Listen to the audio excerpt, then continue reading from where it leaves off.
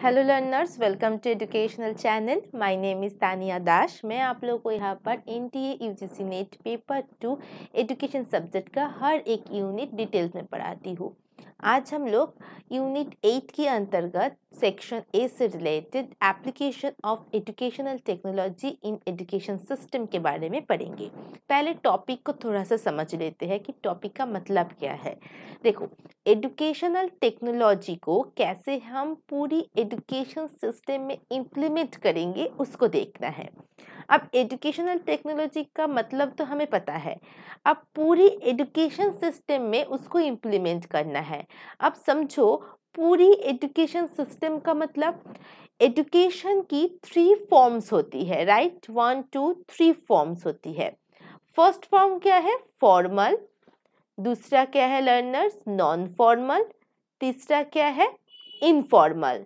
ये क्लियर है?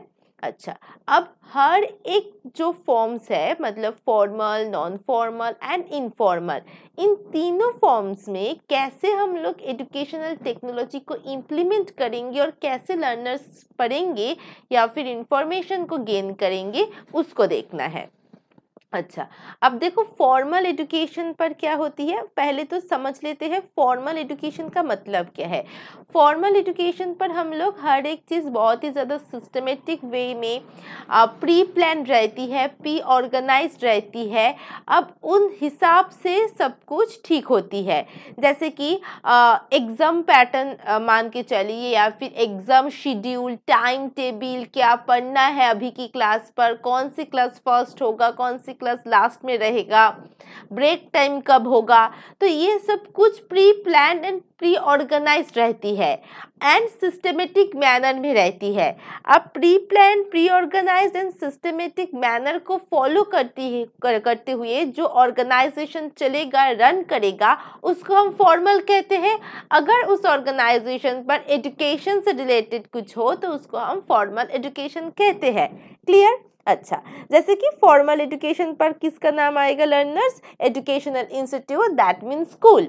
स्कूल से मतलब प्री प्राइमरी, प्राइमरी स्कूल की जो हर एक लेवल्स होती है, यूनिवर्सिटी होती है, कॉलेजेस होती है, वो सब कुछ हमारी फॉर्मल एजुकेशन पर आ जाएगा। अच्छा, तो यहाँ पर कुछ फॉर्मल एजुकेशन के बारे में है कि ये एक स्ट्रक्चर एक्टिविटी टास्क है, सब्जेक्ट ओरिएंटेड होती है। यहाँ पर हायरार्किकल स्ट्रक्चर में होती है हर एक चीज़। It gives a technical and professional training, that means जब टीचर यहाँ पर पढ़ाएगा तो टीचर को एक प्रोफेशनलिज्म होना चाहिए, उसको ट्रेंड होना होगा, और टीचर को एक स्पेशलाइज्ड होना होगा किसी एक पर्टिकुलर एरिया पर। ठीक है, यहाँ पर फुल टाइम एजुकेशन दिया जाता है, कुछ स्पेशल प्रोग्राम्स होती है फॉर्मल एजुकेशन पर। यहाँ पर प्राइमरी से लेके यूनिवर्सिटी तक फॉर्मल एजुकेशन चलती है। ये ग्रेट एजुकेशन सिस्टम है सीक्वेंशियल मैनर पर। ये क्लियर होगी? अच्छा, अब चलो विजुअल टेक्नोलॉजी। अब विजुअल टेक्नोलॉजी का मतलब क्या है लर्नर्स? विजुअल टेक्नोलॉजी का मतलब होती है कि आप सिर्फ और सिर्फ देखकर सीख रहे हो। जैसे कि स्मार्ट बोर्ड हो गई, वाइट बोर्ड हो गई, ये सब कुछ क्या है? एक विजुअल टेक्नोलॉजी। जैसे कि मुझे कोई लर्नर्स कमेंट सेक्शन पर पूछा था कि मैम स्मार्ट बोर्ड का एजुकेशनल टेक्नोलॉजी होगा? बिल्कुल होगा, क्योंकि स्मार्ट बोर्ड एक टेक्नोलॉजी है जिसको हम एजुकेशन में या फिर इन द क्लासरूम पर यूज करके स्टूडेंट्स को पढ़ाते हैं। सो वो भी एक एजुकेशनल टेक्नोलॉजी है। मगर स्मार्ट बोर्ड क्या होती है लर्नर? स्मार्ट बुक एक विजुअल टेक्नोलॉजी है, क्योंकि देखना बहुत सारे यूट्यूबर्स स्मार्ट बोर्ड के थ्रू, जो टीचर्स होती है यूट्यूब पर, वो स्मार्ट बोर्ड के थ्रू पढ़ाती है, राइट। तो वहाँ पर कोई भी ऑडियो नहीं आती है, सिर्फ कुछ पिक्चर्स आती है, और टीचर क्या करती है? टीचर लेक्चर मेथड्स के थ्रू पढ़ाती है, और जो स्मार्ट बोर्ड होती है वहाँ पर आप कुछ पिक्चर देख सकते हो, दैट मीन रियल टाइम के थ्रू वो पढ़ा रही है with the help of smart board. ठीक, तो वहां पर स्मार्ट बोर्ड पर सिर्फ आप सिर्फ पिक्चर्स को देख सकते हो एंड टीचर की बात को आप सुन सकते हो। नॉट स्मार्ट बोर्ड के अंदर कोई भी ऑडियो आ रही है, यहाँ पर जो भी ऑडियो सुन रहे हो आप, वो टीचर की वॉइस है, एंड स्मार्ट बोर्ड की पिक्चर आप देख सकते हो, right. So smart board basically a visual technology. This interactive white boards allow different media, यहाँ पर आप different type of media that means pictures को लेके आ सकते हो आप, जिसके थ्रू एक बहुत अच्छा टीचिंग लर्निंग सेशन होती है, ठीक है। अच्छा, नेक्स्ट है कंप्यूटर टेक्नोलॉजी। ये जो कंप्यूटर टेक्नोलॉजी है इट मेक मतलब वाइड चेंजेस, ठीक है, मतलब बहुत बड़ा एक ह्यूज चेंजेस लेके आती है in the teaching learning process पर। क्यों? क्योंकि कोई भी इंफॉर्मेशन हो उसको आप स्टोर कर सकते हो, उसको आप फिर से रीयूज कर सकते हो। नॉट ओनली द इंफॉर्मेशन, अगर कोई इंफॉर्मेशन जानना है तो कंप्यूटर की टेक्नोलॉजी के थ्रू, इंटरनेट के थ्रू आप उस इंफॉर्मेशन को गूगल से या भी किसी भी मीडिया से आप उसको सर्च करके आप उस नॉलेज को एक्वायर कर सकते हो।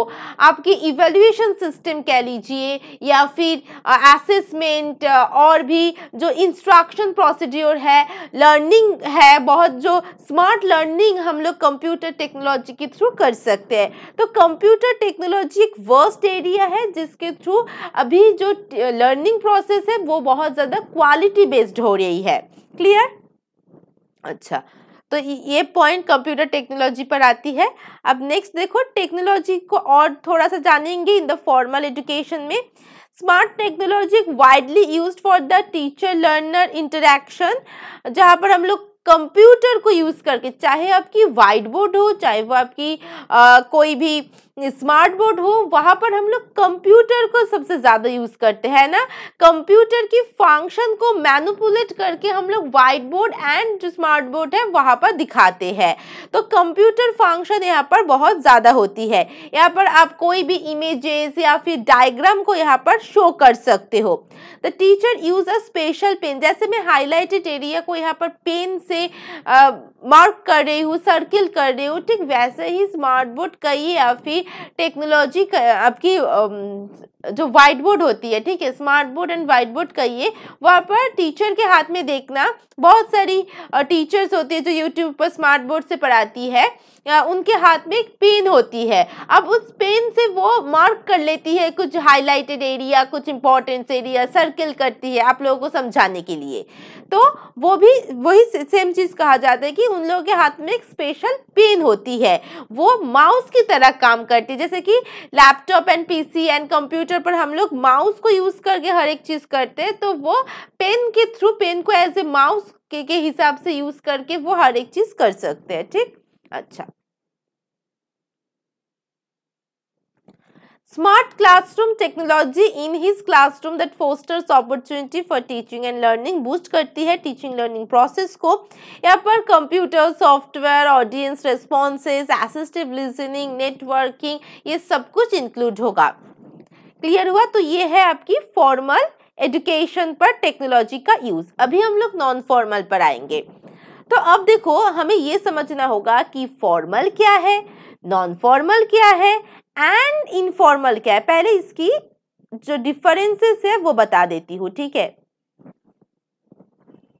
फॉर्मल, अभी अभी हम लोगों ने क्या स्टडी किया लर्नर्स, फॉर्मल्स का मतलब क्या होती है कि कुछ स्ट्रक्चरल फॉर्म में, कुछ प्री प्लान्ड वे में, कुछ प्री ऑर्गेनाइज्ड वे में हर एक चीज रहेगा, ठीक है, फिक्स्ड रहेगा और उसके हिसाब से ही हर एक एक्शन लिया जाएगा टू फुलफिल द एजुकेशनल गोल। ये बात क्लियर है फॉर्मल पर। अब नॉन फॉर्मल पर इंस्टीट्यूशन होती है मगर इतना ज्यादा फिक्स नहीं होती है, सब कुछ प्री प्लान्ड नहीं होती है सब कुछ। यहाँ पर प्री प्लान्ड का मतलब होती है कि पहले से ही सब कुछ फिक्स करके रखना और उस हिसाब से चलना, उस हिसाब से एक्शन करना। ये सब कुछ नॉन फॉर्मल पर नहीं होगा। नॉन फॉर्मल पर हर एक चीज फ्लेक्सिबल होती है।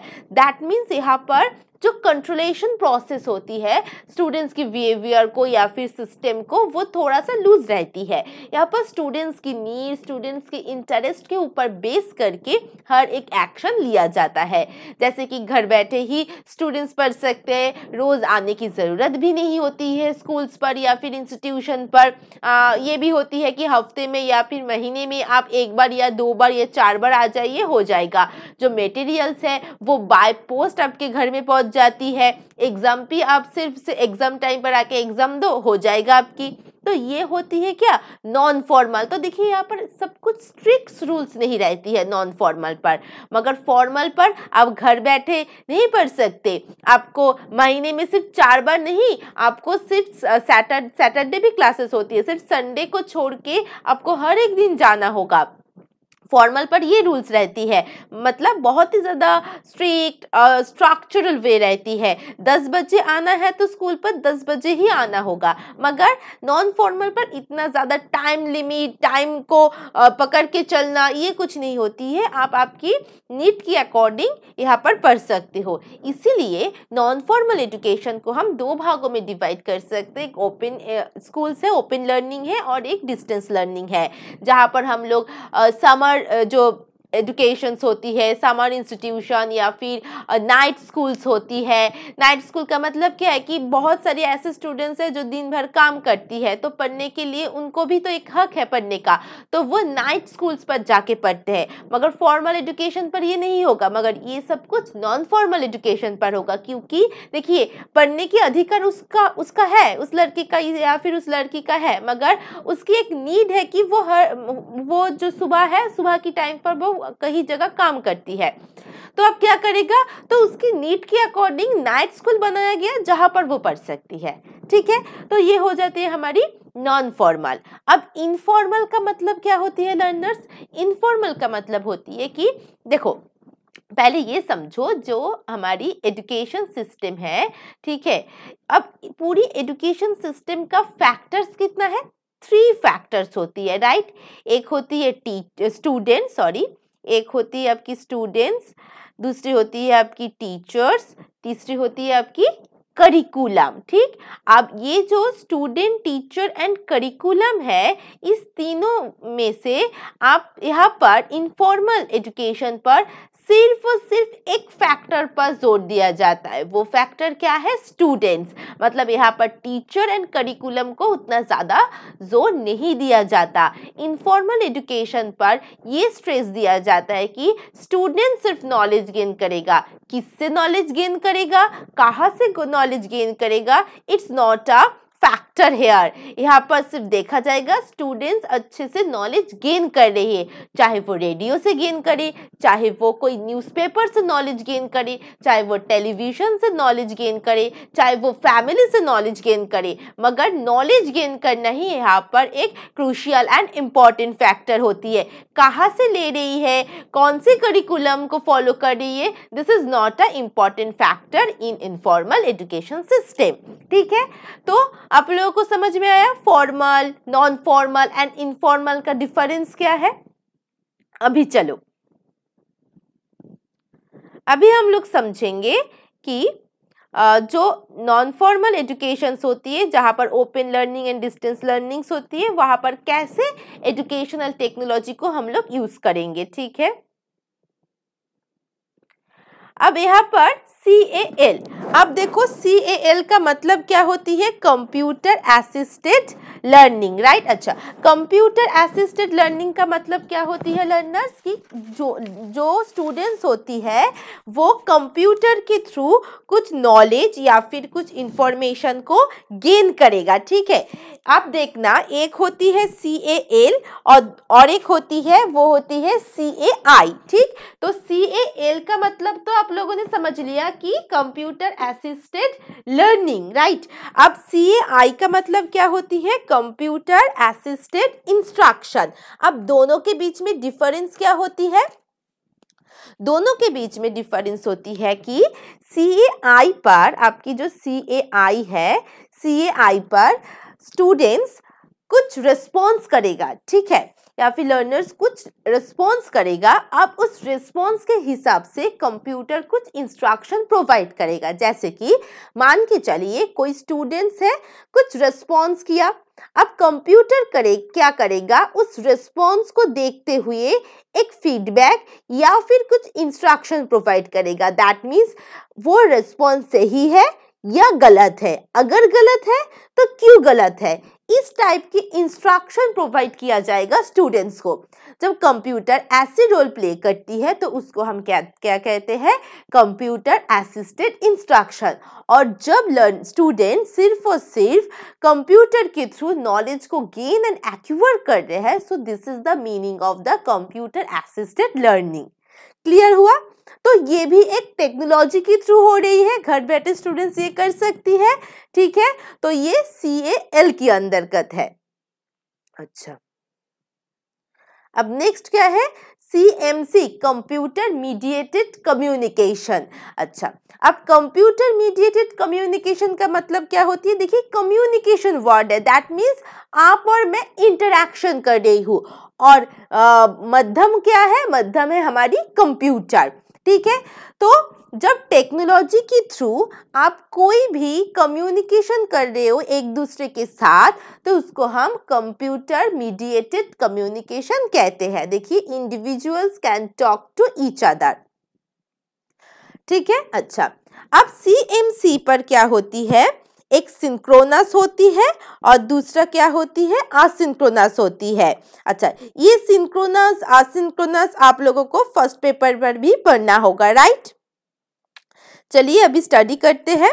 अच्छा, सिंक्रोनस का मतलब क्या होती है, सिंक्रोनस का मतलब होती है जब आप कम्युनिकेशन कर रहे हो किसी के साथ तो तुरंत आपकी फीडबैक आ जाती है, ठीक है, आपको वेट करने की जरूरत नहीं है। जैसे कि अगर मैं फोन कॉल की बात करूं, वीडियो कॉल, ठीक है, जो वीडियो कॉल्स होती है या फिर वीडियो मीटिंग्स होती है, तो वहां पर क्या होता है, जैसे कि गूगल मीट पर सब जो मेंबर्स है वो एक साथ है, अगर मैं कुछ बात कर रही हूँ तो उसकी जो रिप्लाई है वो तुरंत दे सकती है, जैसे कि हम लोग फिजिकल रह के कर सकते हैं, ठीक वैसे ही टेक्नोलॉजी के थ्रू भी हम लोग वही चीज सेम कर सकती है। तो उसको हम क्या कहते हैं, सिंक्रोनस कहते हैं। मगर असिंक्रोनस पर क्या होती है, हम लोग वैसे रिप्लाई नहीं कर सकते, तुरंत फीडबैक, ठीक है, नहीं दे सकते असिंक्रोनस पर। तो इसका एग्जांपल क्या हो जाएगा लर्नर्स, जैसे कि ईमेल है, ठीक है, जहां पर आप मेल तो कर दिया, जब वो मेल देखेगा तब टाइपिंग करेगा, आफ्टर दैट आपको रिप्लाई मिलेगा। तो मेल कहिए, ऑनलाइन फोरम कहिए, कोलैबोरेटिव डॉक्यूमेंट्स कहिए, ये सब कुछ किस में आती है, असिंक्रोनस पर आती है, ठीक है। अच्छा, CMC होगी, अब होगा CAA, ठीक है। इसकी हर एक फुल फॉर्म को आपको याद रखना है, क्योंकि हर एक जो फुल फॉर्म है वो एग्जाम की पॉइंट ऑफ व्यू से बहुत ही ज्यादा इंपॉर्टेंट है।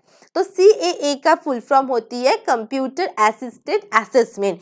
तो इसके थ्रू, कंप्यूटर के थ्रू जब कोई असेसमेंट किया जाएगा स्टूडेंट्स को, तो हम इसको कंप्यूटर असिस्टेड असेसमेंट कहेंगे, ठीक है।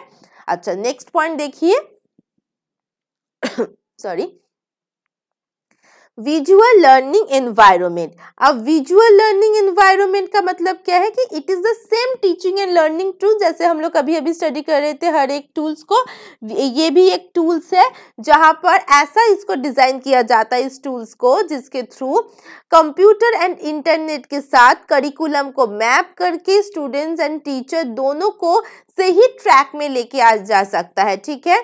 अच्छा, अब ई लर्निंग क्या है, ई लर्निंग के थ्रू मतलब it refers to a course program or degree delivered online. The term e-learning is also used to describe the distance learning. ये सब कुछ distance and open learning पर यूज होती है, क्योंकि ये नॉन फॉर्मल के अंतर्गत है, ठीक। अच्छा, where a learner enjoys an interactive session where he or she communicate with teachers, professor for the students in the class. It can also deliver the live. E-learning has become successful method of the training and education. मतलब अब घर बैठे classroom पर जैसे कि अभी हो रही है, मगर उसको हम डिस्टेंस लर्निंग नहीं कह सकते, क्योंकि वहां पर भी सब कुछ टेक्नोलॉजी के थ्रू हो रही है, मगर वो भी एक सिस्टमेटिक एंड टाइम को फॉलो करते हुए हो रही है। तो अभी की जो टेक्नोलॉजी रिलेटेड क्लासेस है वो हम लोग डिस्टेंस एजुकेशन या फिर नॉन फॉर्मल एजुकेशन पर इंक्लूड नहीं करेंगे क्योंकि वो सिस्टम को फॉलो कर रही है। मगर यहाँ पर क्या होती है, डिस्टेंस लर्निंग या ओपन लर्निंग पर आपकी टेक्नोलॉजी के थ्रू ही लाइव क्लास होगा या फिर क्लासेस होगा, आप जहाँ पर students and teacher both interact कर सकेंगे थ्रू टेक्नोलॉजी, जिसको हम ई लर्निंग कहते हैं। ठीक है,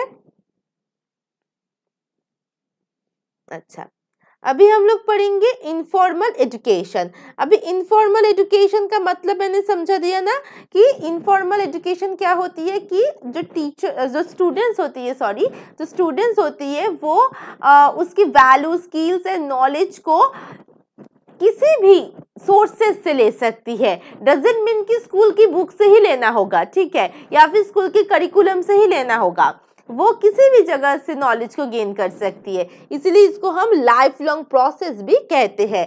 अब यहाँ पर हमें क्या करना होगा, टेक्नोलॉजी को इंक्लूड करके करना होगा क्योंकि ये हम लोग एजुकेशनल टेक्नोलॉजी पढ़ रहे हैं, राइट। तो यहाँ पर देखिए इसका कैरेक्टरिस्टिक्स कुछ है कि यहाँ पर इंडिविजुअली किया जा सकता है, यहाँ पर कोई भी मेंटर, कोच, टीचर की जरूरत नहीं है। नॉन इनफॉर्मल पर ये रियल वर्ल्ड एक्सपीरियंस है, यहाँ पर मीनिंगफुल लर्निंग के ऊपर ज्यादा जोर दिया जाता है।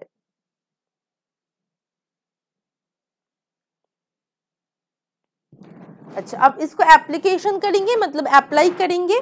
If learners want to take education outside of structured particular, he और she can attain knowledge to various sources like listen to radio, broadcasting और watching TV।